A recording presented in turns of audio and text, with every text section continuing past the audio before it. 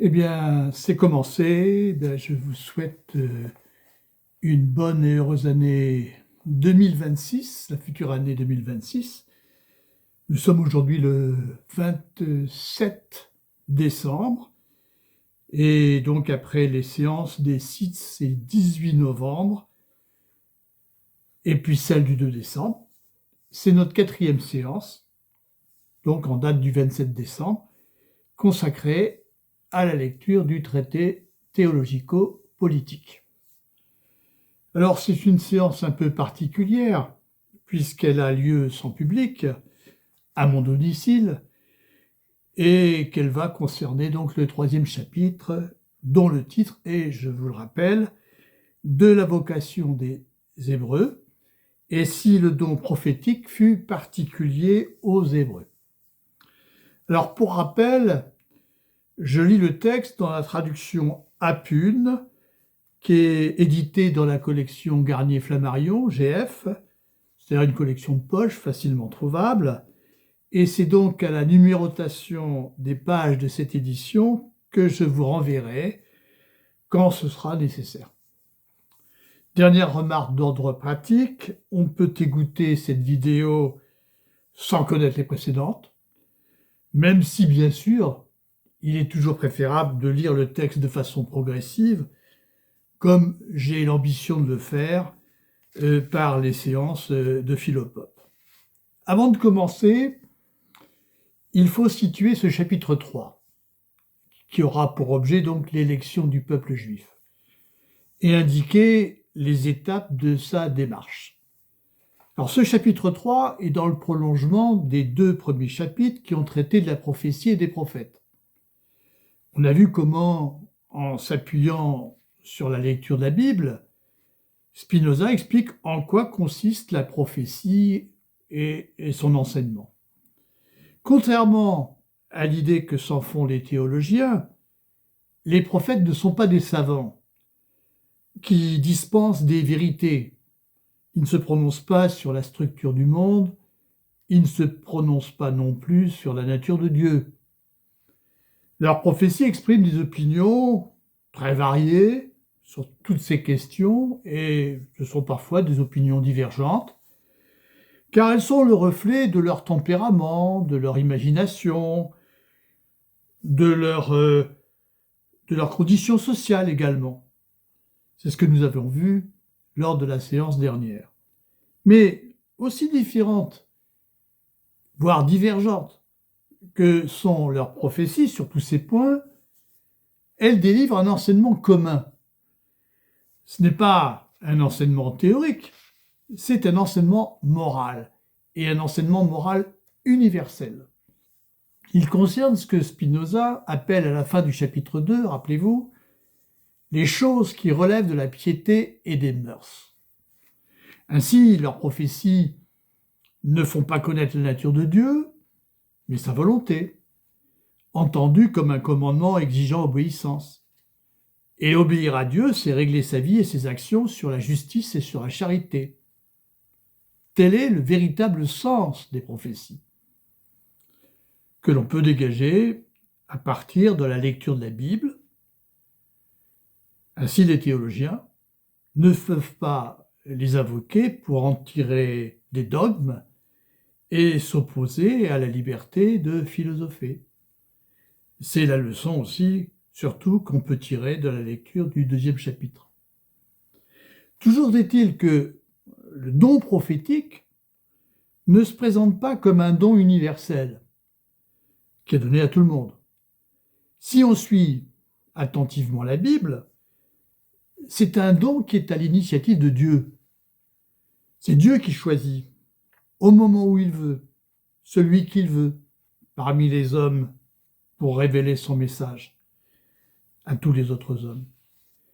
Et donc on peut aussi se demander si ce n'est pas exclusivement parmi les Hébreux qu'il choisit ses prophètes, en accordant ainsi à la nation hébraïque un privilège spirituel.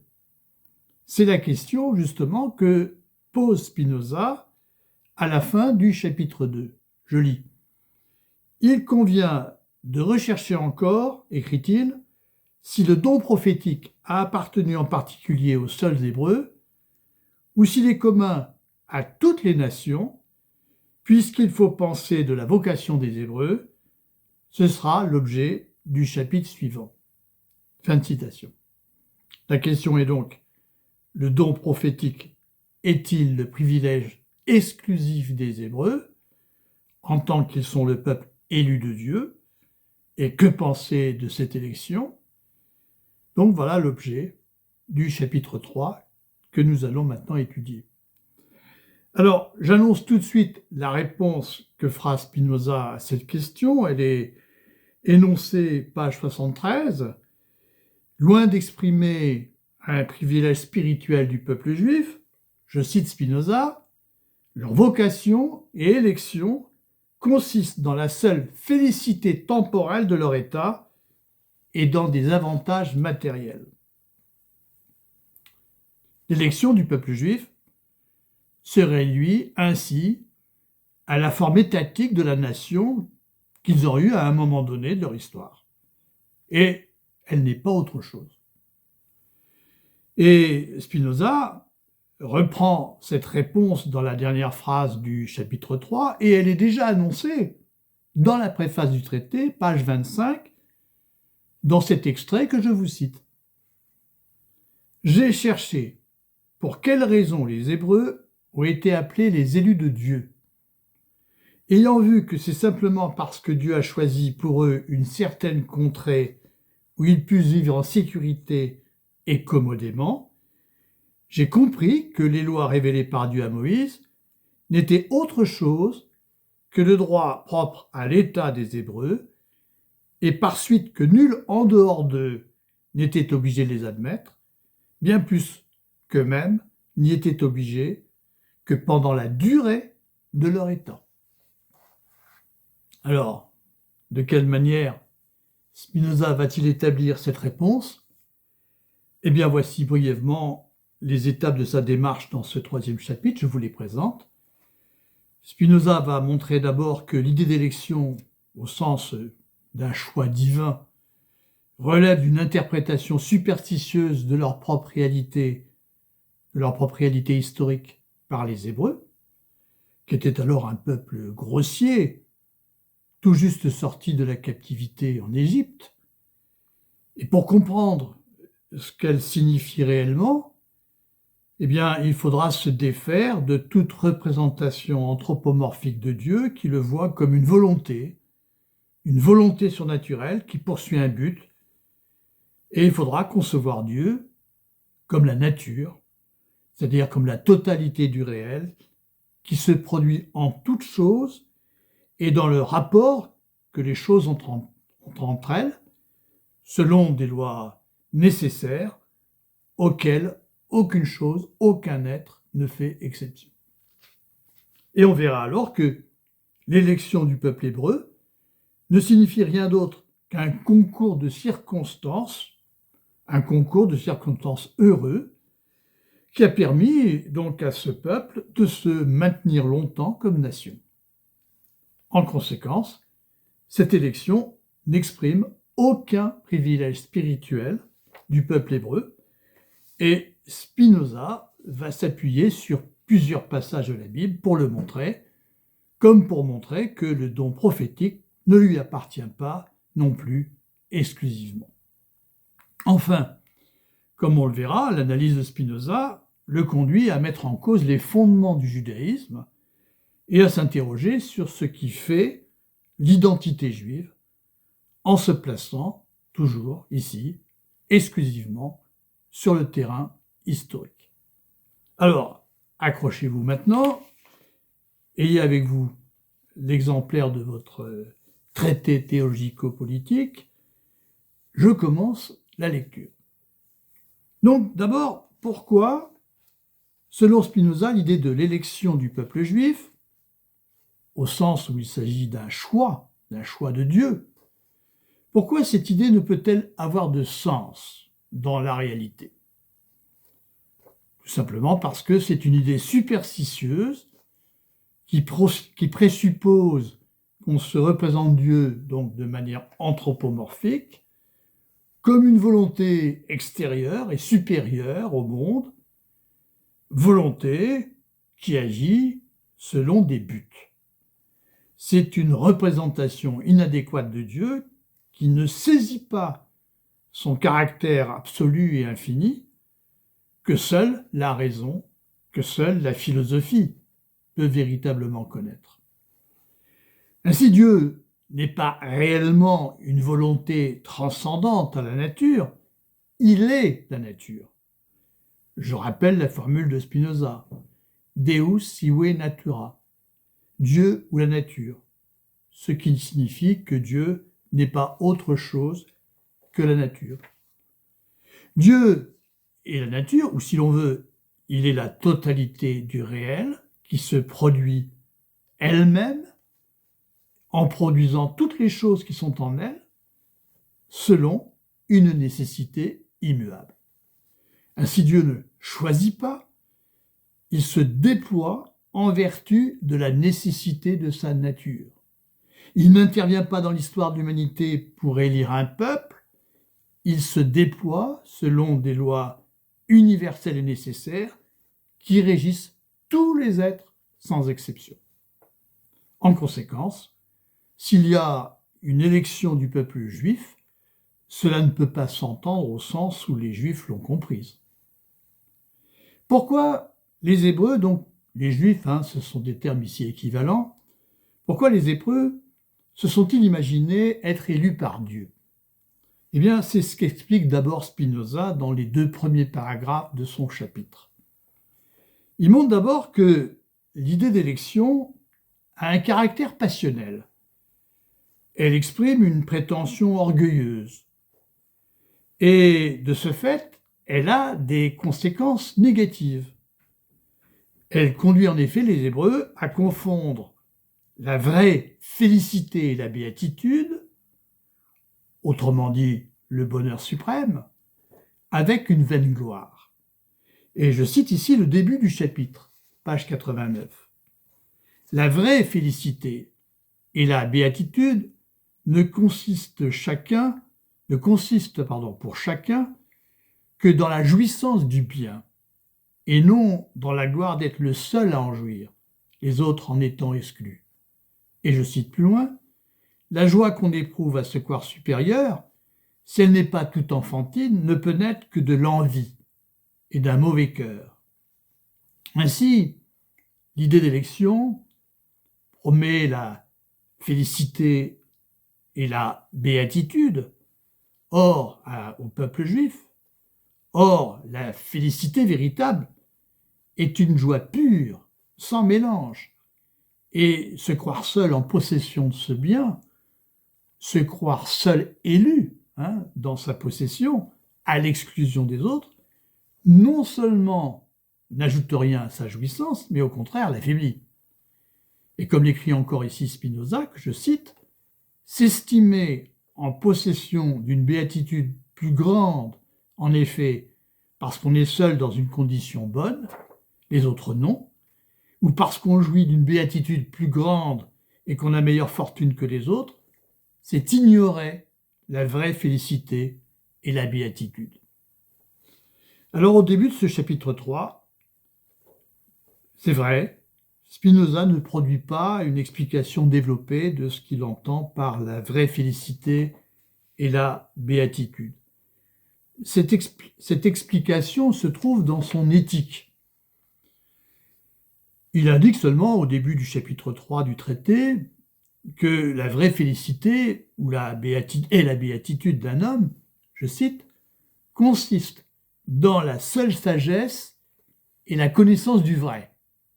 Nullement nullement dans le fait qu'il serait plus sage que les autres, ou en ce que les autres seraient privés de sagesse, car cela n'augmente aucunement sa propre sagesse, c'est-à-dire sa vraie félicité. Fin de citation. Alors on peut compléter la lecture du chapitre 3 du traité par celle des propositions 34 à 37 de la 4e partie de l'éthique, dont certaines formules, d'ailleurs du chapitre 3, sont l'écho en quelque sorte. Que faut-il retenir surtout de ce début de chapitre? Qu'il y a opposition entre deux modes de vie, deux modes d'existence. Le mode d'existence de l'ignorant et celui du sage. Et que ces deux modes d'existence produisent des effets contraires dans la pratique, c'est-à-dire sur le plan moral et politique. Ainsi, l'ignorant ignore ce qu'est le véritable bien, la vraie félicité et la béatitude, en l'imaginant comme un bien exclusif, car il vit sous l'emprise d'une passion qui s'appelle l'envie. Et tel est le cas des anciens Hébreux qui se disent élus de Dieu. À l'opposé, le sage est celui qui, vivant sous la conduite de la raison, connaît la vraie félicité. Et ici, la connaissance de la vérité transforme en profondeur celui qui la connaît, en changeant sa manière de vivre. Celui qui connaît vraiment le bien, le connaît comme un bien universel, commun aux hommes, comme un bien qui se partage. On comprend ainsi que ces deux modes d'existence ont des effets contraires. L'ignorance se traduit chez l'ignorant par une perpétuelle insécurité intérieure qui le pousse au conflit avec les autres, puisqu'il s'agit pour lui de les exclure afin de se constituer un privilège. Spinoza écrit ainsi, je cite, « Qui se réjouit à ce propos, se réjouit du mal d'autrui, il est envieux et méchant, et ne connaît ni la vraie sagesse, ni la tranquillité de la vie vraie. » On peut lire ici à l'appui de ce chapitre la proposition 34 de la partie 4 de l'éthique et l'exemple donné dans son scoli. Je cite, « En tant que les hommes sont dominés par des affects qui sont des passions, ils peuvent être contraires les uns aux autres. » Ici, la passion qui conduit les hommes, c'est l'envie. Et l'exemple, je vous cite, « Paul peut avoir Pierre en haine parce qu'il imagine que Pierre possède seul une chose que Paul aime aussi. » Alors à l'opposé, il y a la sagesse, qui est la connaissance du vrai bien, et qui procure au contraire au sage une joie constante, qui, loin d'être diminuée du fait d'être partagée, se renforce au contraire par sa communication aux autres hommes. Je lis par exemple ici la proposition 35 de la 4e partie de l'éthique. Dans la mesure seulement où les hommes vivent sous la conduite de la raison, ils s'accordent toujours nécessairement en raison. Et je lis ici un extrait de son 2e corollaire. Quand les hommes vivent sous la conduite de la raison, c'est alors qu'ils s'accordent le plus en nature. Donc, quand chacun cherche le plus ce qui lui est utile à lui-même, c'est alors que les hommes sont les plus utiles les uns aux autres. Où l'on voit que l'opposition que l'on fait ordinairement entre l'égoïsme et l'altruisme est une opposition fausse et superficielle. Un homme généreux envers les autres, ce n'est pas un homme qui se sacrifie, qui cesse d'être égoïste, c'est un homme égoïste qui s'accomplit pleinement. C'est un égoïste qui s'accomplit pleinement en cherchant à faire partager aux autres le bien qu'il désire pour lui-même, le bien dont il jouit lui-même.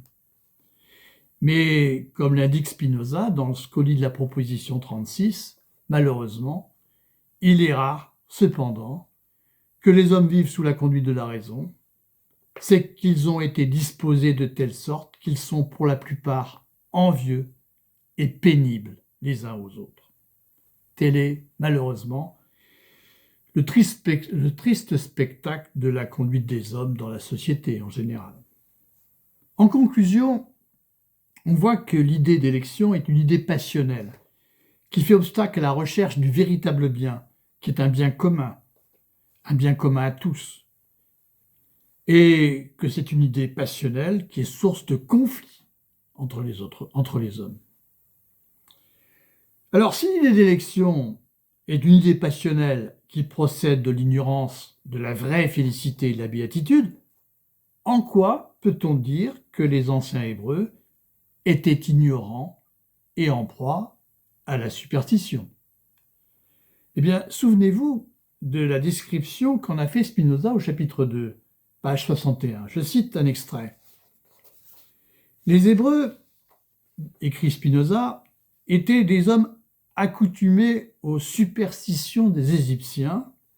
Vous savez qu'ils ont été longtemps en captivité en Égypte, grossiers et épuisés par les malheurs de la servitude. En conséquence, comme il le dit ensuite, ils ne pouvaient pas avoir eu de Dieu quelque connaissance saine. Et il dit ensuite, on ne peut pas croire que Moïse leur ait enseigné autre chose qu'une règle de vie.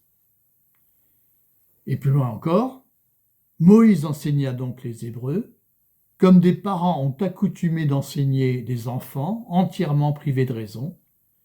C'est pourquoi il est certain qu'ils ont ignoré l'excellence de la vertu et de la vraie béatitude. » Fin de citation. C'est donc à la lumière de cette description, de la description du caractère grossier de ce peuple qui venait à peine d'être arraché de sa captivité en Égypte, qu'il faut comprendre le thème de l'élection. Spinoza reviendra d'ailleurs plusieurs fois sur cette description, notamment à la page 78 dans le chapitre 3. Et à 2 reprises, au début du chapitre 3, il explique que l'idée d'élection est une idée adaptée à l'entendement limité d'un peuple ignorant et superstitieux, inapte à raisonner.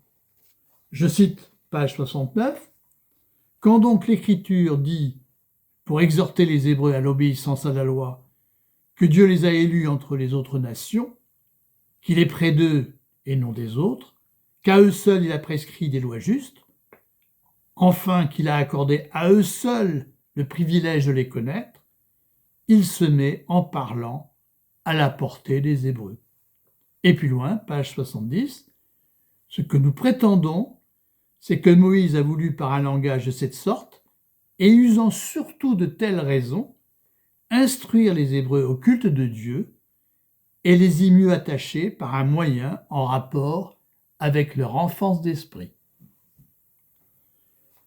Par conséquent, en désignant les Hébreux comme le peuple élu, par l'intermédiaire de son prophète Moïse, eh bien, Dieu flatte ce peuple enfant afin de l'attacher à son culte, afin d'obtenir qu'il obéisse à ses lois.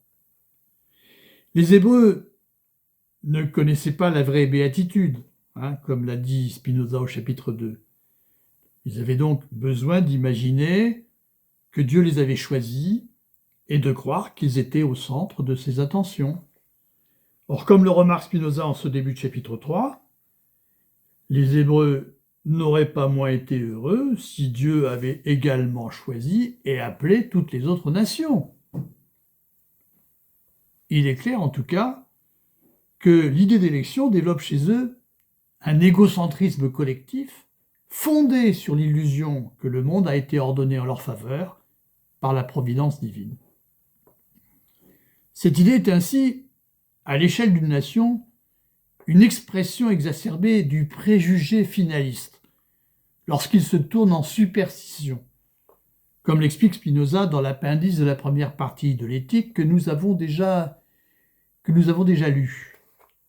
Je vous rappelle ici que le préjugé finaliste, c'est ce préjugé qui conduit les hommes à imaginer que toutes les choses dans la nature sont agencées par Dieu, l'auteur de la nature, comme des moyens à leur usage. Les yeux pour voir, les poissons pour manger, etc., etc. Et il conduit aussi à imaginer que Dieu agit à l'image que l'homme se fait de lui-même, c'est-à-dire comme une volonté qui poursuit un but. Dieu ordonne ainsi la nature en vue des désirs des hommes pour s'en faire aimer, pour en recevoir un culte.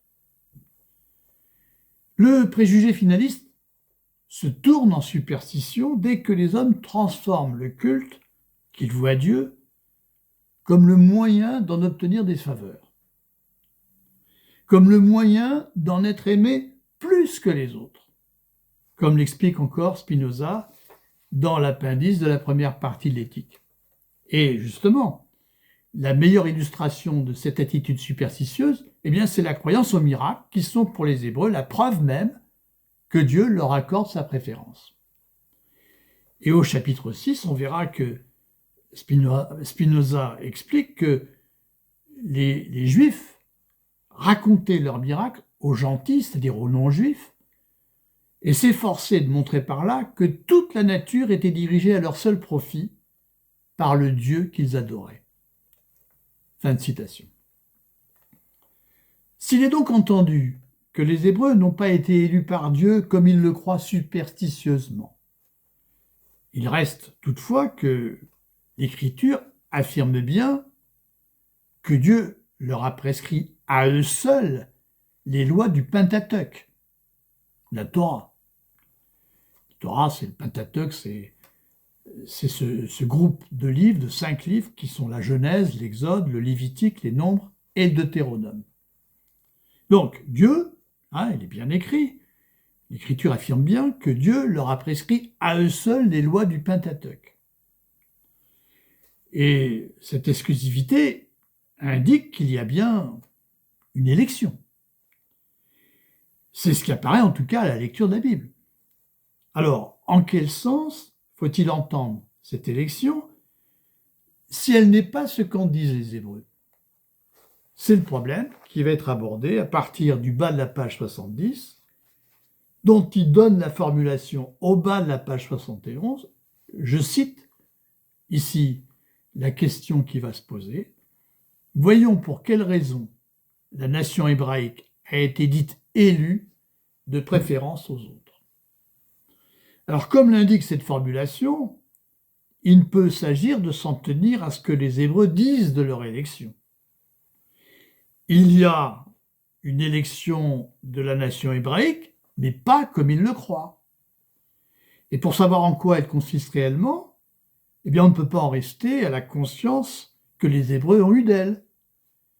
La conscience superstitieuse qu'ils avaient d'être élus, on va le voir, est l'effet nécessaire d'une situation historique dont ils ignoraient les causes. Et comme on va le voir maintenant, en effet, la conscience que les Hébreux avaient d'être élus reposait sur l'ignorance des causes par lesquelles leur nation put se maintenir longtemps comme nation. Alors avant d'expliquer en quoi consiste réellement l'élection du peuple hébreu, et pour être en mesure de l'expliquer, il apparaît nécessaire à Spinoza de se munir d'un outillage conceptuel adéquat. Et, pages 70 et 71, Spinoza se livre ainsi d'abord à un travail de redéfinition des termes et des expressions de gouvernement de Dieu, de secours de Dieu, externe et interne, d'élection de Dieu et de fortune. Ce travail de redéfinition est indispensable pour se donner les moyens d'expliquer le véritable sens de l'élection de la nation hébraïque. Alors, curieux travail à première vue. Spinoza reprend le vocabulaire finaliste, par lequel est ordinairement conçu le mode d'intervention de Dieu dans l'histoire humaine, pour lui ôter précisément sa signification finaliste. Par gouvernement de Dieu, qu'est-ce qu'on entend ordinairement? On entend la providence divine. L'histoire serait ainsi la réalisation d'un plan divin. Or, que fait Spinoza? Il enlève à cette expression sa finalité ordinaire. Le gouvernement de Dieu ne renverra plus à l'idée d'une volonté divine qui agit selon un but et agence l'histoire humaine en vue de ce but. Désormais, il faudra comprendre les termes et les expressions citées, non plus à la lumière d'un Dieu transcendant qui agit en vue d'une fin, mais à celle du Dieu nature. Et encore une fois, rappelons-le, Dieu, réellement, n'est pas une volonté extérieure à la nature, telle que l'imaginent les religions révélées. Dieu est la nature, en tant qu'elle se produit elle-même à travers chacune de ses parties. Toutes les choses, quelles qu'elles soient, y compris les hommes, sont des parties de Dieu, engendrées par lui. Pour le dire autrement, Dieu, c'est le tout de la réalité en dehors duquel rien n'existe, en dehors de laquelle rien n'existe, qui déploie sa puissance infinie en produisant toutes choses selon des lois universelles et nécessaires. Et alors, que faut-il entendre exactement maintenant par gouvernement de Dieu? Je cite Spinoza. Par gouvernement de Dieu, j'entends l'ordre fixe et immuable de la nature, autrement dit, l'enchaînement des choses naturelles. Comme on le voit, il s'agit pour Spinoza de désubjectiver, de désanthropomorphiser Dieu, de cesser d'imaginer comme une volonté à l'image que l'homme se fait de lui-même. Dieu n'est pas une volonté qui décide de faire exister le monde, il n'est pas une volonté qui se révèle aux hommes, il n'est ni créateur ni législateur, il est la productivité infinie de la nature qui produit toutes les choses qui sont en elle, toutes les choses étant nécessairement enchaînées les unes aux autres en Dieu. Eh bien, le gouvernement de Dieu, je cite, est l'ordre fixe et immuable de la nature qui se déploie en toute nécessité.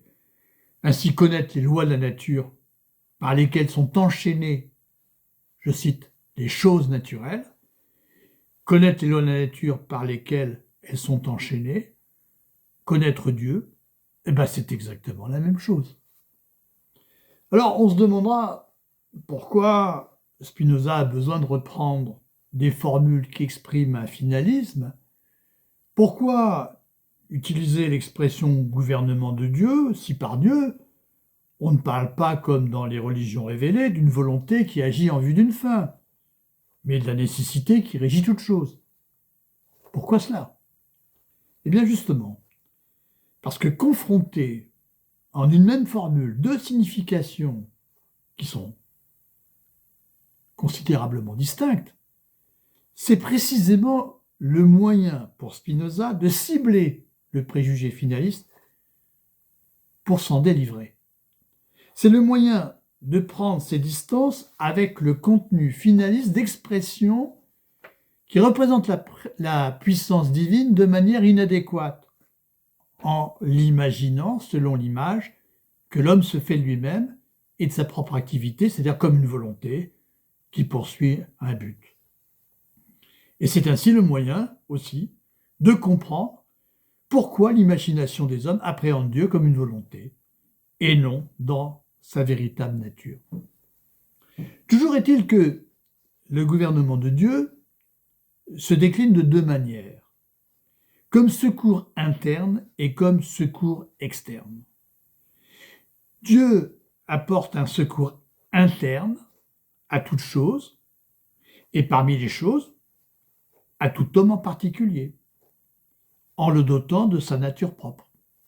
Chaque être, en sa nature singulière, exprime d'une manière précise et déterminée l'infinie puissance de Dieu, en ce qu'il tend à se conserver en vertu de la puissance qui le constitue. Et cette tendance, ou cet effort, qui fait que chaque chose fait effort pour se conserver, eh bien, c'est ce que Spinoza appelle le conatus, dans la troisième partie de son éthique. Le conatus d'une chose, c'est en quelque sorte son principe de vie. C'est ce qui fait qu'elle tend à persévérer dans son être, à affirmer son être et à produire ainsi, par son action, des effets. Étant entendu que la puissance propre de chaque être, qui constitue sa nature, et l'expression à son niveau, et de façon partielle de l'infinie puissance de Dieu. Alors en l'homme, le conatus, en tant qu'il est accompagné de conscience, eh bien, s'appelle le désir. Le désir, au fond, c'est cette puissance qui fait que l'homme vit et agit. Alors qu'est-ce qu'on entend ainsi par secours interne de Dieu? Tout simplement les ressources internes dont l'homme dispose en vertu de sa nature pour conserver son être. Et je lis ici page 71, la puissance de toutes les choses naturelles n'étant autre chose que la puissance même de Dieu, par quoi tout se fait et tout est déterminé, il suit de là que tout ce dont l'homme, parti lui-même de la nature, tire secours par son travail pour la conservation de son être, lui est en réalité offert par la seule puissance divine, en tant qu'elle agit par la nature même de l'homme. Quant au secours externe de Dieu, eh bien il est, comme l'explique Spinoza, tout ce qui est offert à l'homme par la nature sans exiger de travail de lui. Tout ce que produit d'utile pour lui la puissance des choses extérieures. En bref, il s'agit des choses extérieures que l'homme peut s'approprier, dont il peut tirer bénéfice pour conserver son être. Pour le dire simplement, le secours externe de Dieu, ce sont les ressources extérieures dont l'homme peut disposer pour se conserver. Alors si donc le gouvernement de Dieu n'est pas autre chose que l'ordre fixe et immuable de la nature, que peut bien vouloir dire alors l'expression « élection de Dieu » ? Eh bien ici, on va voir que la réponse de Spinoza revient à ôter à l'idée d'élection sa signification de privilège et de supériorité. L'idée d'élection signifie en effet que Dieu détermine ce que chaque individu est en sa singularité. Elle signifie que Dieu détermine sa manière de vivre singulière et les actions qui en découlent. En ce sens, on peut dire que Dieu, je cite, a élu tel individu de préférence aux autres pour telle œuvre ou telle manière d'agir. Ça veut dire tout simplement que si Dieu a élu chacun pour être ce qu'il est en sa singularité, de préférence aux autres, eh bien cette élection, elle vaut pour tout le monde, elle vaut pour tous. Tous les individus ont été élus en ce sens, sans exception, pour être ce qu'ils sont, dans leur singularité. Réduite ainsi à la singularité de chacun, l'idée d'élection est vidée de son sens. Elle n'implique aucun privilège, aucune supériorité qui présuppose une comparaison entre les individus. Reste le terme de fortune. Je cite Spinoza, « Par fortune, enfin, je n'entends rien d'autre que le gouvernement de Dieu entend qu'il gouverne les choses humaines par des causes extérieures et inattendues. » Alors ici, la fortune désigne les événements imprévisibles. Mais imprévisible ne signifie pas qu'ils surgissent arbitrairement. Ces événements se produisent selon des lois nécessaires, en vertu de causes extérieures. Et comme ils ont un retentissement sur la vie des hommes, favorable ou défavorable, et se produisent de manière souvent inattendue, eh bien les hommes sont tentés de conclure qu'ils résultent d'une intention surnaturelle, au lieu d'admettre tout simplement leur ignorance, l'ignorance dans laquelle ils sont de leur véritable cause. La fortune désigne donc la nécessité sur laquelle les hommes n'ont pas prise, et que par impuissance et par ignorance, ils sont tentés de rapporter superstitieusement à la volonté divine. Et c'est ainsi, comme on va le voir maintenant, que s'explique la croyance des Hébreux en l'élection de leur nation par Dieu. Alors, après ce travail de redéfinition, en effet, on est en mesure d'expliquer à la fois en quoi consiste réellement cette élection et pourquoi elle a pour effet de se traduire dans la conscience des Hébreux comme la croyance en une intervention divine en leur faveur. L'élection n'exprime réellement aucune supériorité intellectuelle ou morale du peuple juif. Aucune nation n'est intellectuellement ou moralement supérieure à d'autres nations. Les qualités intellectuelles ou morales, en l'occurrence la connaissance et la vertu, sont, comme le dit Spinoza, des dons qui n'appartiennent en propre à aucune nation, mais ont toujours été communs à tout le genre humain. Ce sont des ressources internes aux hommes. Elles font partie de ce que Spinoza appelle le secours interne de Dieu. Alors certes, une nation peut contribuer au développement de ses dons chez ses membres, elle peut jouer indirectement un rôle dans leur acquisition, en leur réservant des conditions favorables, mais elle ne fournit pas elle-même aux hommes ces ressources. Les Hébreux ne sont donc ni plus intelligents ni plus vertueux que les autres hommes parce qu'ils appartiendraient à la nation hébraïque. L'identité nationale d'un peuple n'est pas une identité raciale qui déterminerait par avance les qualités intellectuelles et morales de ses membres, ou alors, comme l'écrit Spinoza, je cite, « Juger autrement serait rêver que la nature a jadis procréé divers genres d'hommes. » Si l'on peut parler de la supériorité d'une nation sur les autres, c'est uniquement par sa capacité de maîtriser les circonstances extérieures, de faire face à la fortune et d'assurer ainsi la sécurité et la prospérité de ses membres. Livrés à eux-mêmes, les hommes ne peuvent pas y faire face.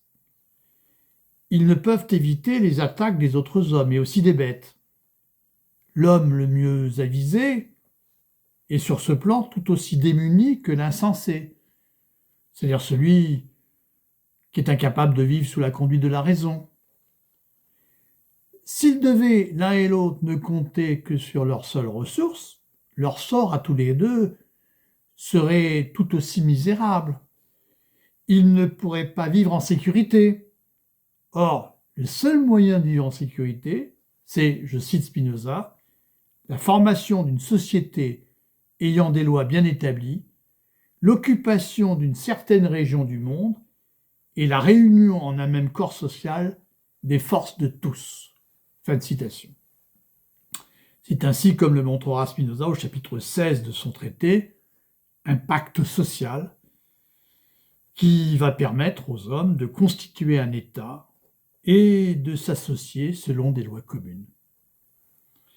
Alors sur ce point, une nation bien gouvernée, c'est-à-dire une nation gouvernée par des hommes bien avisés et vigilants, eh bien c'est une nation qui sera plus stable que les autres, moins sujette à la fortune, selon l'expression de Spinoza. Et on peut dire ici que cet individu d'un type nouveau que constitue l'individu collectif d'une nation, eh bien, ce corps collectif, cet individu collectif qui est une nation, bénéficie du secours interne de Dieu, pour reprendre la formule de Spinoza, en ce qu'elle dispose des moyens de s'organiser selon des lois bien établies qui assurent sa conservation, en ce qu'elle dispose d'un savoir-faire politique, tout simplement. À l'inverse, une nation qui se compose d'hommes d'une complexion grossière, c'est-à-dire des hommes qui n'ont acquis ni connaissance ni vertu, et qui sont donc fort peu avisés et vigilants, eh bien une telle nation est une nation très fragile, car elle est sujette à la fortune. Elle est soumise à ses vicissitudes, et elle risque de ne pas pouvoir subsister bien longtemps. Et précisément, la nation hébraïque est une nation de ce type. C'est une nation composée d'hommes grossiers, tout juste sortis de leur captivité en Égypte, qui sont incapables de se discipliner. La nation hébraïque aurait donc dû périr. Or, si elle a pu survivre, c'est grâce à un jeu de circonstances favorable Mais les choses auraient tout à fait pu prendre un autre cours. Alors, comme les Hébreux ignoraient les véritables causes de la survie de leur nation, eh bien, ils attribuèrent au gouvernement de Dieu et se crurent élus par lui, transformant ainsi imaginairement leur impuissance en privilège. La conscience qu'ils avaient d'être élus, leur illusion superstitieuse, s'avéra ainsi comme l'effet nécessaire de leur ignorance face à une situation historique qu'ils étaient incapables de maîtriser. Et Spinoza exprime la nécessité de cet effet par une double négation dans son texte. Je lis page 72. Si la société des Hébreux a surmonté de grands périls et ses affaires ont prospéré, elle ne pourra pas ne pas admirer et adorer le gouvernement de Dieu en tant que Dieu agit par des causes extérieures inconnues et non par la nature et la pensée humaine, puisque tout lui est arrivé d'une façon très inattendue et contrairement à l'opinion, ce qui réellement peut être tenu pour miraculeux. Fin de citation. Et Spinoza de conclure plus loin sur l'élection du peuple hébreu, page 73. Leur vocation et élection consistent dans la seule félicité temporelle de leur état et dans des avantages matériels. Il n'y a donc là aucun privilège spirituel. Cette élection n'a aucune signification morale ou théologique. Elle se réduit à la sécurité et à la prospérité matérielle qu'elle doit seulement au secours externe de Dieu, qui permet donc à la nation hébraïque de se doter d'un État et de bénéficier des lois qui permettent sa subsistance. Et c'est pour cette raison seulement que dans le récit biblique, Dieu révèle et prescrit des lois aux Juifs seuls par l'intermédiaire de Moïse. Je cite Spinoza, bas de la page 73. « Les lois de l'Ancien Testament ont aussi été révélées et prescrites aux Juifs seuls.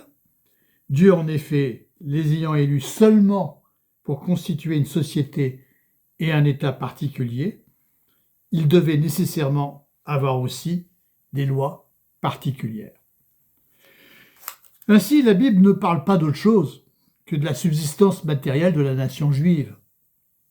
Si un privilège lui fut accordé, ce fut seulement un privilège matériel. Mais même sur ce point, comme le remarque Spinoza, les textes de la Bible ne sont pas aussi tranchés. D'après l'Écriture, il semble bien que d'autres nations aient bénéficié du secours externe de Dieu. Ainsi, avant la fondation de la nation juive, qui n'a pas toujours existé, d'autres nations, je cite Spinoza, ont eu, par le gouvernement externe de Dieu, un empire et des lois particulières. Et Spinoza trouve dans le livre de la Genèse et celui des Nombres de nombreux textes qui prouvent, je cite, surabondamment que les Juifs à cette date n'étaient pas plus chéris de Dieu que les autres nations, que même Dieu se faisait alors connaître par des miracles aux autres nations plus qu'aux Juifs, qui à ce moment avaient sans miracle reconquis en partie leur empire, et aussi que les nations avaient des rites et des cérémonies par où elles se rendaient agréables à Dieu. Page 74. Voilà qui relativise l'élection de la nation hébraïque.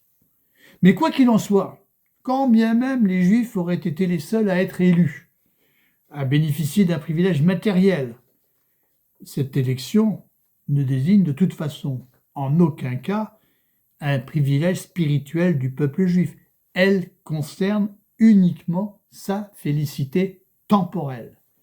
Et Spinoza insiste sur ce point. Il écrit ainsi, page 75, je cite, « Quand il est dit dans l'Écriture, notamment dans le chapitre 4 du Deutéronome, que nulle nation n'a des dieux qui soient aussi près d'elle que Dieu est près des Juifs, il faut l'entendre seulement à l'égard de l'État et pour le temps où tant d'événements miraculeux leur sont arrivés. À l'égard de l'entendement et de la vertu, c'est-à-dire de la béatitude, Dieu est également propice à tous. Et c'est une expression qui va revenir souvent.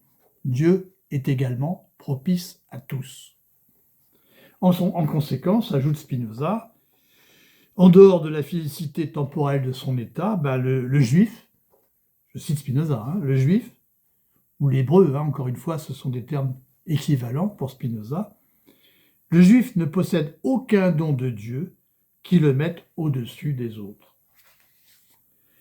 Quant à savoir maintenant si le don prophétique a été réservé seulement aux Hébreux, et c'est une question qui donne l'occasion à Spinoza d'amorcer une critique de toute forme de particularisme sur le plan éthique, à commencer justement par le particularisme juif. Il paraît d'abord difficile de considérer ce don comme un privilège des Hébreux si l'on se souvient de ce qu'a montré Spinoza au chapitre 2. Rappelez-vous, l'enseignement prophétique est avant tout un enseignement moral, et par là, son message est universel. Et c'est ce que rappelle Spinoza au haut de la page 76 dans le chapitre 3. Je le cite. « La fonction d'un prophète fut moins d'enseigner les lois particulières de la patrie que la vertu véritable et d'en instruire les hommes. Ainsi, même s'ils étaient liés à la particularité d'un peuple, même s'ils adaptaient leur prophétie à sa mentalité et à ses opinions particulières, les prophètes avaient bien un enseignement moral universel. Certes, on est tenté d'en douter quand on voit qu'il est surtout question dans la Bible de prophètes juifs, mais cela n'a rien de significatif, remarque Spinoza, étant donné que les récits des prophéties étaient rédigés par des Hébreux. Comme l'explique Spinoza, les Hébreux ont soin de raconter leurs propres affaires seulement, et non celles des autres nations. Mais même malgré cela, on peut trouver des prophéties faites par des prophètes gentils signifiant non-juifs, comme Noé, Abimélech, Balaam. Mais le plus remarquable est surtout que des prophètes, quelle que soit leur nation, qu'ils aient été juifs ou gentils, eh bien le plus remarquable, c'est que ces prophètes n'ont pas prophétisé seulement pour leur seule nation, mais pour toutes les nations. C'est le cas des prophètes hébreux Ézéchiel, Isaïe ou même Jérémie. Et puis c'est aussi le cas du prophète gentil Balaam, auquel Spinoza accorde un long développement dans le chapitre 3. Il avait cette même vertu que Dieu accorda à Abraham, écrit Spinoza. Et on retrouve d'ailleurs dans l'extrait du livre des Nombres qui cite son cas, des formules identiques à celles qui étaient utilisées au chapitre 12 de la Genèse concernant Abraham. Et Spinoza écrit encore que comme Abraham, Balaam avait les dispositions qui fondent la certitude morale des prophéties. Je cite, « Il eut ce qui surtout donnait aux prophètes la certitude de la vérité de la prophétie, à savoir un cœur n'ayant d'inclination que pour le juste et le bon. » Rappelez-vous encore ce qu'il écrivait dans le chapitre 2. Spinoza peut alors conclure que le don prophétique n'a pas été particulier aux Juifs, mais commun à toutes les nations.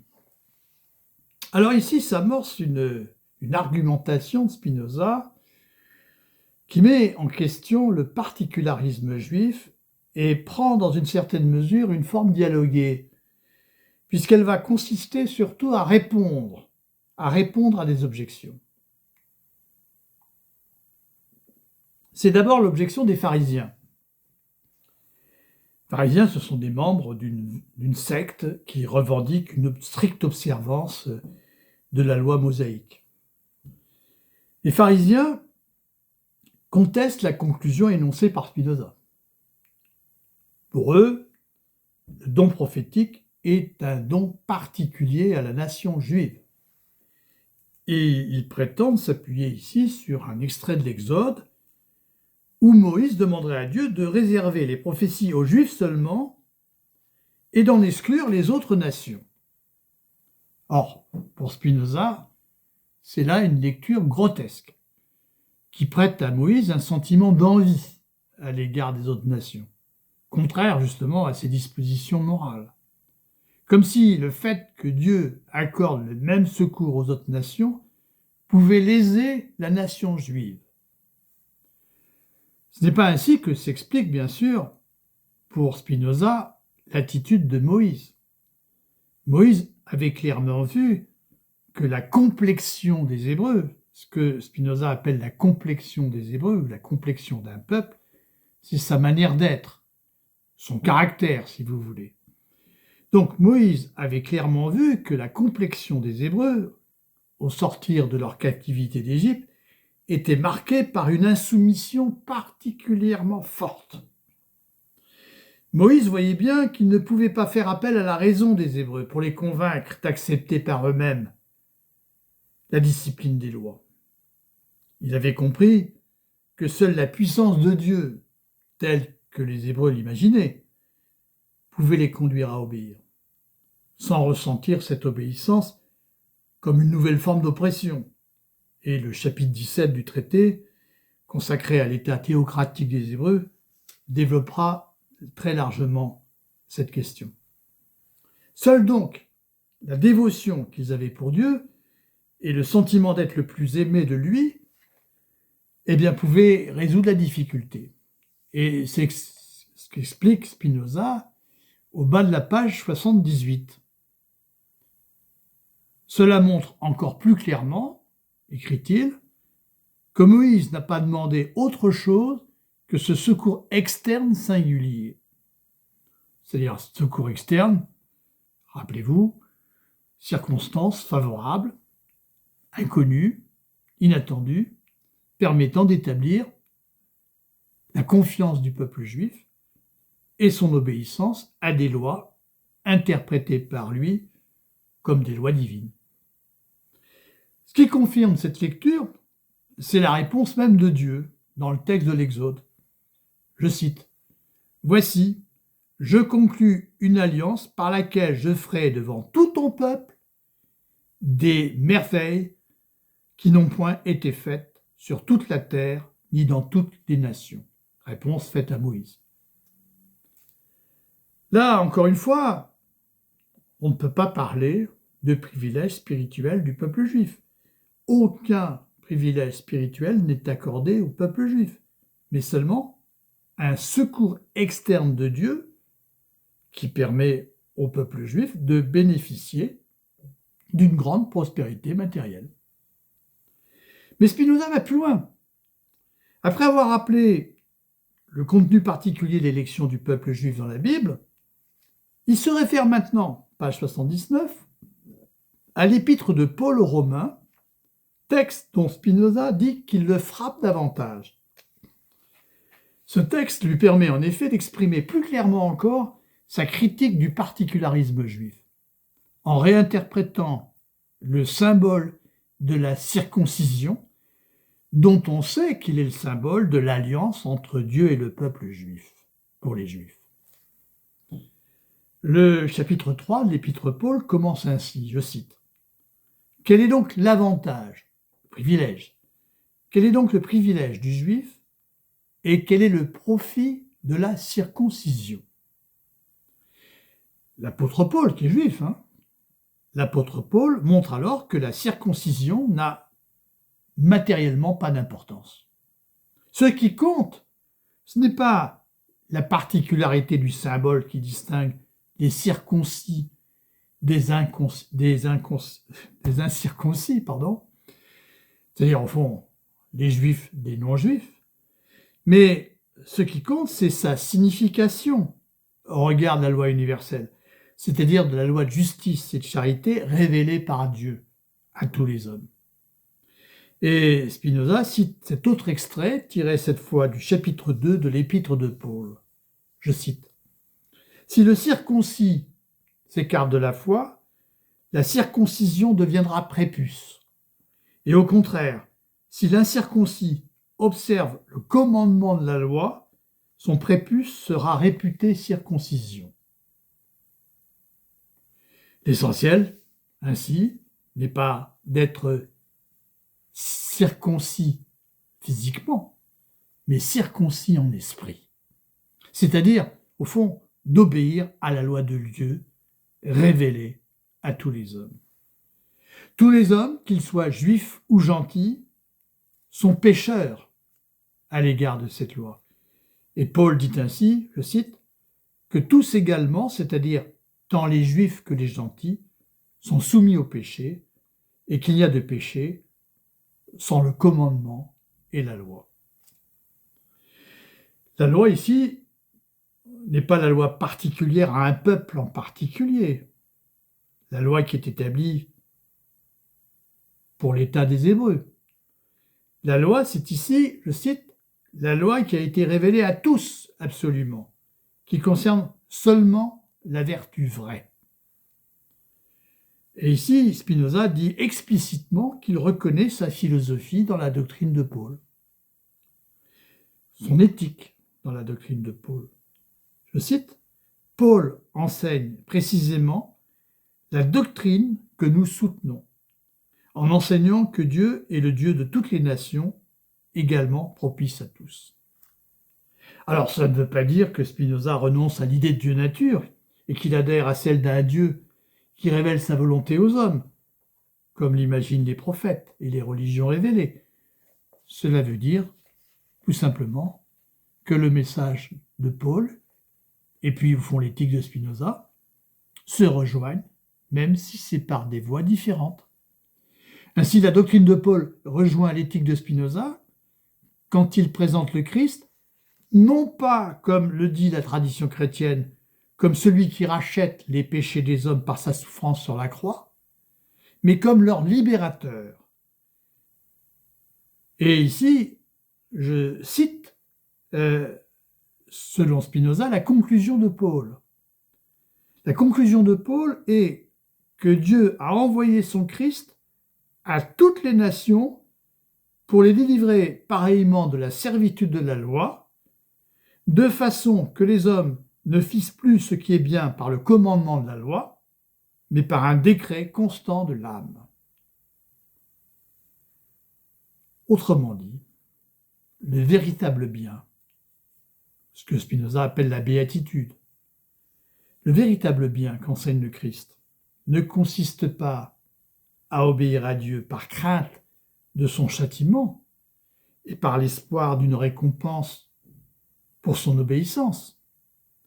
Faire le bien de cette manière, c'est être asservi à la loi, c'est y être soumis comme à un commandement extérieur. Être pleinement libre, au contraire, c'est être libéré de la servitude de la loi. Ce n'est plus faire le bien par crainte de commettre le mal et d'en être châtié, c'est faire le bien par un consentement intérieur à la loi divine, qu'on ne se représente plus comme une loi extérieure, mais comme une vérité, la vraie connaissance du bien, dont on comprend par la raison la nécessité. En d'autres termes, la doctrine de Paul enseigne la sagesse, c'est-à-dire au fond ce que Spinoza appelait au début du chapitre la connaissance de la vraie félicité et de la béatitude.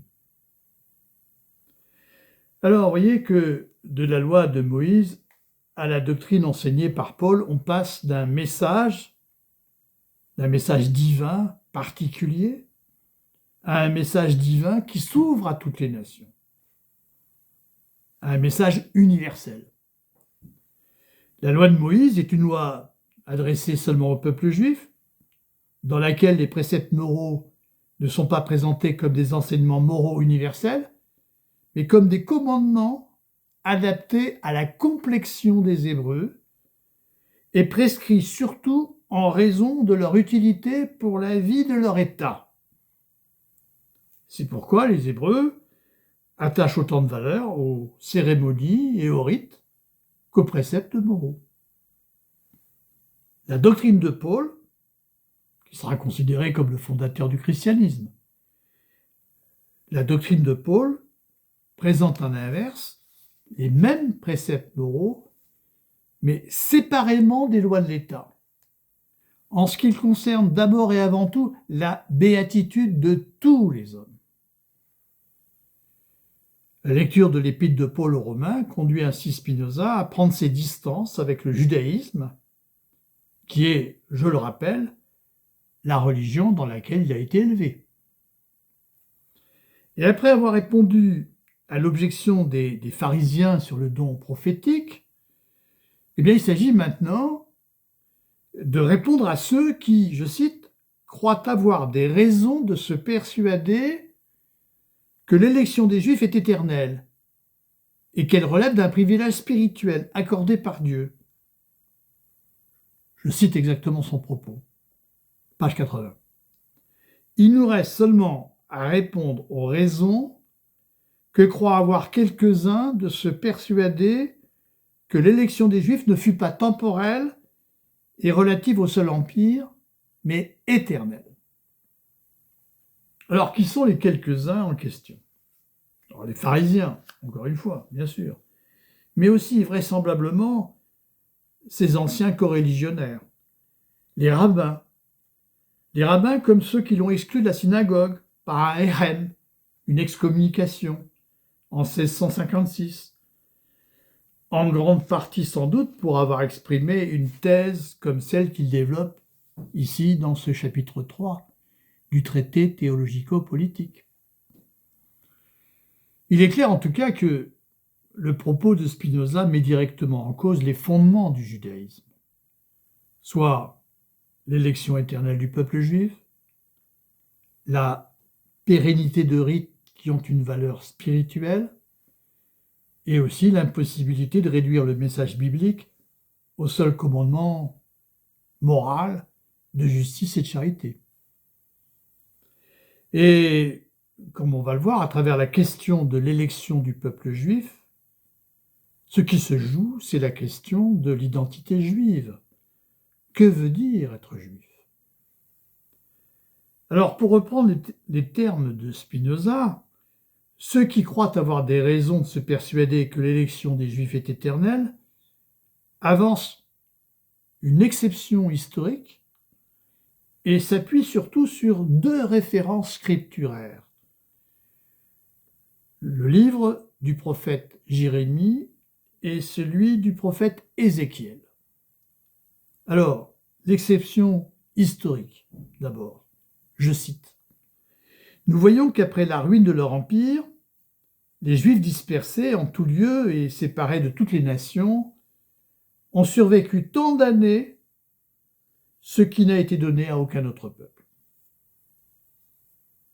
Cette exception témoignerait ainsi du caractère éternel de l'élection du peuple juif. Quant aux deux références scripturaires, Jérémie d'abord, Jérémie, je cite, atteste que la semence d'Israël demeurera dans l'éternité la nation de Dieu, comparant les Juifs avec l'ordre fixe des cieux et de la nature. Et Ézéchiel, quant à lui, annonce que Dieu rassemblera les Juifs de toutes les régions où ils se sont dispersés, après les avoir séparés des rebelles et des transfuges. Alors, comme nous allons voir, la réponse de Spinoza se fait en deux étapes. Il conteste d'abord la lecture des Écritures, du texte d'Ézéchiel en particulier, qui est faite traditionnellement pour justifier le caractère éternel de l'élection du peuple juif. Il explique ensuite pourquoi le peuple juif a survécu si longtemps à l'état de nation dispersée, c'est-à-dire en diaspora, en se plaçant cette fois exclusivement sur le terrain de l'histoire. Quant au premier point, il est facile de montrer par l'écriture elle-même, écrit Spinoza, je cite, que Dieu n'a pas élu les Hébreux pour l'éternité, mais seulement dans les mêmes conditions qu'auparavant les Cananéens. Les Cananéens furent rejetés par Dieu en raison de leur conduite licencieuse, et leur nation fut anéantie. Ainsi, dans le Lévitique et dans le Deutéronome, Moïse menace les Juifs d'une ruine totale de leur nation s'ils se conduisent de la même manière. Et ces passages de la Bible indiquent donc bien que la nation juive n'a rien d'éternel. Je cite, ces passages indiquent que Dieu n'a pas élu la nation des Hébreux absolument et pour l'éternité. Quant à la promesse d'une alliance nouvelle et éternelle que l'on trouve chez Ézéchiel, mais aussi chez un prophète antérieur comme Sophonie, la lecture de leur prophétie permet d'établir que cette promesse est faite aux hommes pieux seulement, et non pas à tous les Juifs, indistinctement. Ézéchiel dit expressément, je cite, que Dieu séparera des hommes pieux les rebelles et les transfuges, et Sophonie, qu'il détruira les superbes, c'est-à-dire les orgueilleux, et laissera subsister les pauvres. Ainsi, l'élection promise a seulement un sens moral. Comme l'écrit Spinoza, elle concerne la vertu véritable. La nouvelle alliance éternelle est donc universelle et ne concerne pas seulement la nation historique des Juifs. Et Spinoza peut ainsi conclure, ainsi l'on ne doit admettre aucune différence à cet égard entre les Juifs et les gentils. Alors, bien sûr, si les prophètes juifs mêlaient à ce message universel des paroles qui se rapportaient aux sacrifices et aux cérémonies particulières du peuple juif, ou qui se rapportaient encore à la conjoncture historique particulière qu'ils traversaient, c'était, comme le rappelle Spinoza, pour se faire comprendre de ces hommes auxquels ils s'adressaient, en s'adaptant à leur mentalité et à leurs préoccupations. Et ici, il faut dire quelques mots sur la conjoncture historique particulière que traversaient les Juifs à cette époque. Sophonie, qui réalise sa prophétie en moins 640 avant notre ère, déplore déjà l'injustice qui règne à Jérusalem et il annonce la colère de Dieu. Quant à Jérémie et à Ézéchiel, qui sont des prophètes plus tardifs, ils interviennent tous deux après la prise de Jérusalem par le roi babylonien Nabuchodonosor, en moins 597 avant notre ère. Et il annonce aussi, du même coup, la déportation d'une partie des Juifs, dont Ézéchiel à Babylone. Non, il n'annonce pas, il la déplore, pardon. La déportation d'une partie des Juifs, disons, à Babylone. Et tous deux reprochent aux Juifs leur mauvaise conduite et annoncent une nouvelle alliance avec Dieu. Cet exil doit être le moyen, en quelque sorte, d'une régénération. À partir de moins 539, le roi perse Cyrus s'empare de Babylone et il délivre les Juifs et il accorde aux Juifs exilés la possibilité de retourner à Jérusalem et d'y reconstruire le temple que Nabuchodonosor avait fait brûler. Ainsi, quand Jérémie et Ézéchiel formulent leur prophétie, comme l'écrit Spinoza, les Juifs vivent au temps de Cyrus. Et ils sont dans l'attente de la reconstruction du temple et de la ville. Ils sont dans l'attente de leur reconstruction politique, comme nation dotée d'un État. Au temps de Cyrus, les Juifs pouvaient croire que la nouvelle alliance promise concernait leur nation et plaçait celle-ci au-dessus de toutes les autres. Mais aujourd'hui, écrit Spinoza, c'est-à-dire aujourd'hui, au XVIIe siècle, où il écrit, aujourd'hui, les Juifs n'ont absolument rien à s'attribuer, qui doivent les mettre au-dessus de toutes les nations, puisque depuis très longtemps, ils n'ont plus d'État, ils n'ont plus de loi qui leur soit particulière et auxquelles ils soient tenus. Ainsi, si l'élection du peuple juif n'a rien d'éternel, si elle n'a pas d'autre sens que politique et historique, comment alors expliquer que le peuple juif ait survécu si longtemps à l'état de nation dispersée? C'est ça le problème qu'il faut maintenant résoudre. Comment expliquer la survivance du peuple juif alors que depuis longtemps, c'est-à-dire depuis la destruction du Second Temple en 70 par les Romains, eh bien il n'a plus d'État, plus de loi auxquelles les Juifs soient tenus et qui leur permettent d'exister politiquement comme nation. Et même, de manière générale, peut-il y avoir un peuple sans État? Alors, pour Spinoza, la survivance du peuple juif n'a rien du tout de surprenant. Il déclare en effet « Les Juifs ayant vécu à part de toutes les nations, de façon à s'attirer la haine universelle, et cela non seulement par l'observation de rites extérieurs opposés à ceux des autres nations, mais par le signe de la circoncision auquel ils restent religieusement attachés. »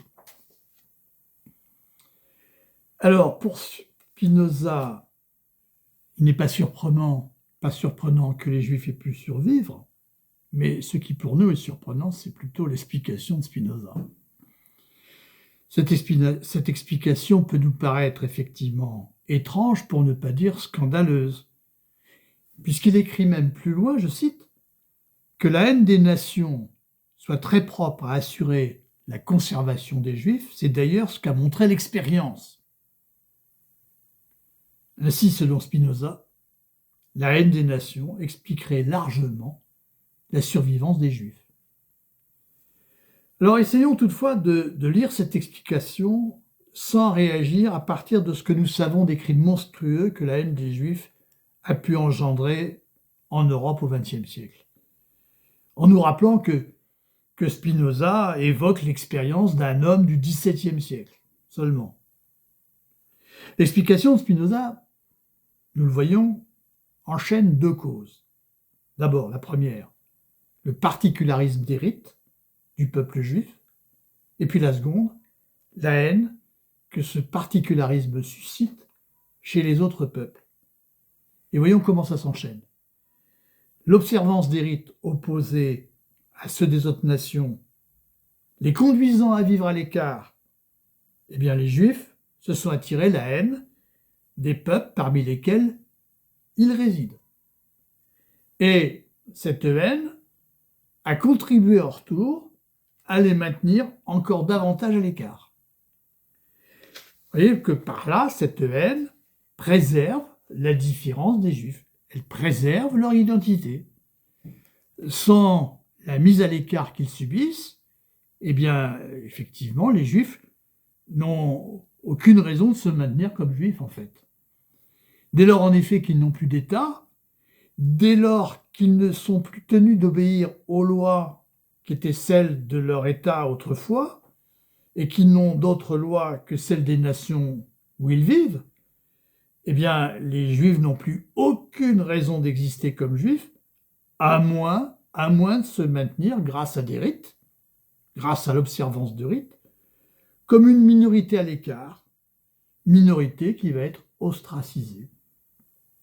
Alors que la haine des Juifs ait contribué ainsi à les préserver comme un peuple distinct des autres, c'est pour Spinoza ce qu'on a vu en Espagne et au Portugal au XVe et au XVIe siècle. Je cite Spinoza, page 82. « Quand un roi d'Espagne contraignit les Juifs à embrasser la religion de l'État ou à s'exiler, un très grand nombre devinrent catholiques romains, ayant part dès lors à tous les privilèges des Espagnols de race, jugés dignes des mêmes honneurs, ils se fondirent si bien avec les Espagnols que peu de temps après, rien d'eux ne subsistait, non pas même le souvenir. » Fin de citation. Là encore, le propos de Spinoza peut paraître très surprenant. On sait que les Juifs d'Espagne, qui vivaient en Espagne depuis des siècles, eh bien, ces Juifs d'Espagne furent menacés d'expulsion par un décret royal en mars 1492 s'ils ne se convertissaient pas à la religion catholique.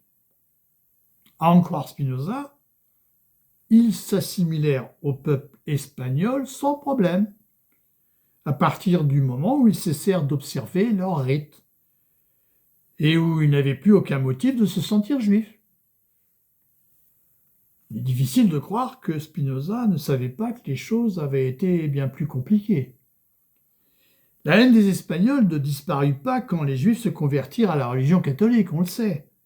Au contraire, elle persista et parfois même redoubla, puisque, par les lois de la pureté du sang, les Espagnols continuèrent à distinguer les vrais chrétiens des Juifs convertis, des conversos, et à les traquer, et à les pourchasser, et à les persécuter.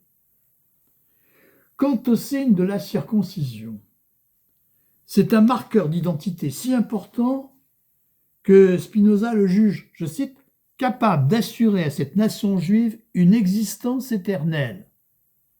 Et selon lui, ce signe pourrait même un jour donner aux Juifs l'occasion de reconstituer un État. Et là encore, le propos de Spinoza suscite des interrogations. Est-ce qu'il faut voir en Spinoza un sioniste avant l'heure, le partisan de la création d'un État juif, sans lequel il ne peut y avoir vraiment de loi juive, ni d'identité juive? On peut rappeler ici que David Ben-Gourion, l'un des fondateurs de l'État d'Israël en 1948, qui était un sioniste non religieux et qui admirait Spinoza, eh bien Ben-Gourion mena campagne pour la réhabilitation de Spinoza en 1956, soit 300 ans après le RM prononcé contre Spinoza en 1656 par la synagogue d'Amsterdam. Mais l'excommunication de Spinoza fut reconduite par les rabbins. Le propos de Spinoza suscite en tout cas la perplexité.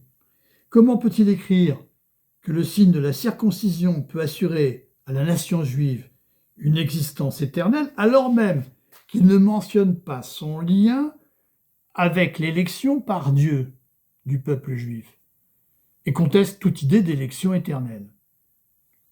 Alors, un des commentateurs du traité théologico-politique de Spinoza, Stephen Nadler, un Américain, suggère qu'il ne faut peut-être pas prendre au sérieux les remarques de Spinoza sur la circoncision.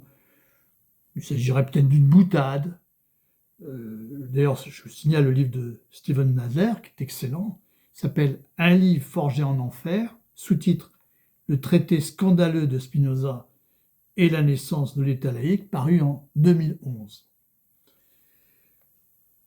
Il me semble difficile, en tout cas, pour moi, enfin, il me semble impossible même, de ne pas prendre les remarques de Spinoza au sérieux, étant donné l'importance que Spinoza accorde au signe de la circoncision dans son texte. Quand Spinoza remarque que ce signe est capable d'assurer à la nation juive une existence éternelle, il ne se contredit pas. Il ne revient pas sur la thèse qu'il a exposée. Il indique seulement comment ce signe serait appréhendé par les Juifs en cas de reconstitution politique d'un État juif. Il le vivrait de cette façon. Étant bien entendu que la pérennité du peuple juif n'a rien, en réalité, de spirituel et qu'elle résulte d'un processus historique qui s'entretient tout simplement par le maintien d'un symbole de reconnaissance, d'un marqueur d'identité comme la circoncision. Et il en va ici de la circoncision comme de la natte que portaient les Chinois, comme le dit Spinoza, je cite, « de l'importance que peut avoir une particularité telle que la circoncision, nous trouvons un exemple remarquable dans les Chinois. Eux aussi conservaient très religieusement l'espèce de queue qu'ils ont sur la tête, comme pour se distinguer de tous les hommes, et par ce moyen, eh bien, ils se conservèrent pendant des milliers d'années. » Fin de citation. Les Chinois étaient dans une situation analogue à celle des Hébreux. Comme eux, ils étaient un peuple, enfin, ils sont un peuple exposés à se dissoudre quand ils perdent leur état et ne sont plus tenus d'obéir à leurs propres lois. La seule différence étant entre les Chinois et les Hébreux, que contrairement à ces derniers, les Chinois ne sont pas dispersés. Ils sont privés de leur état sur leur propre territoire, par un envahisseur. Et ici, Spinoza mentionne les Tartares. Un envahisseur qui en fait ses sujets et les gouverne. Alors logiquement, les Chinois devraient disparaître et se fondre dans la nouvelle population dominante, comme c'est le cas, selon Spinoza, des Juifs d'Espagne. Or, c'est le contraire qui se passe. Pour quelle raison? Eh bien parce que le symbole de la natte leur a permis de conserver une identité plus forte que celle de leur vainqueur. Donc on peut espérer que si les Juifs conservent la circoncision, ils pourront reconstruire un État. Voilà l'idée. Alors il est grand temps de conclure. Je vous avais indiqué à la fin de la dernière séance, du 2 décembre, que je vous enverrai une note écrite assez brève avant plutôt d'aborder le chapitre 6 sur les miracles lors de la future séance qui aura lieu le 22 janvier. Après relecture du chapitre 3, j'ai trouvé bon d'en faire un commentaire complet. Donc c'est beaucoup plus long que ce que vous pouviez imaginer. Car ce chapitre 3 m'est apparu comme un moyen d'entrer de plein pied, vraiment. La lecture de ce chapitre m'est apparu comme un moyen d'entrer de plein pied dans l'analyse et dans la philosophie de Spinoza. Alors concernant ses conclusions sur l'identité juive, sur l'exécution du peuple juif, c'est bien sûr un chapitre tout à fait discutable. En réduisant l'élection du peuple juif à un processus historique et politique, c'est-à-dire en lui ôtant toute signification spirituelle, il est clair que Spinoza s'écarte du sens théologique que lui accorde le judaïsme. Pour le judaïsme, l'élection du peuple juif n'est en rien l'expression d'un privilège accordé au peuple juif qui entraîne l'exclusion des autres peuples et l'injustice à leur égard. Contrairement à ce qu'en dit Spinoza au chapitre 3. Et toute interprétation de l'élection du peuple juif dans le sens d'un chauvinisme ou d'un nationalisme qui revient à idolâtrer le peuple juif et à lui attribuer des qualités supérieures par essence, est en ce sens un contresens, et même une négation perverse du judaïsme. Alors comme je n'ai pas le temps ici de développer, je vous invite à lire surtout à ce sujet les articles du philosophe juif Emmanuel Levinas, qui sont regroupés dans un livre qui a pour titre « Difficile liberté », philosophe contemporain. Or, dans ce livre, dans ces articles, Emmanuel Levinas montre que l'élection du peuple juif, loin d'être un privilège, loin de désigner au fond un avantage, elle exprime tout au contraire une obligation faite aux Juifs à l'égard des autres. Elle les oblige à travailler en quelque sorte à la justice universelle. Alors c'est là, bien sûr, j'en suis conscient, un résumé très insuffisant de son propos, mais étant donné les limites de temps, j'en resterai là. Et je vous dis à très bientôt, donc au 22 janvier 2026, pour une nouvelle séance qui sera consacrée au chapitre 6 sur les miracles. Nous reviendrons après au livre 4. En attendant, je vous souhaite un bon réveillon et une très belle année 2026. À bientôt.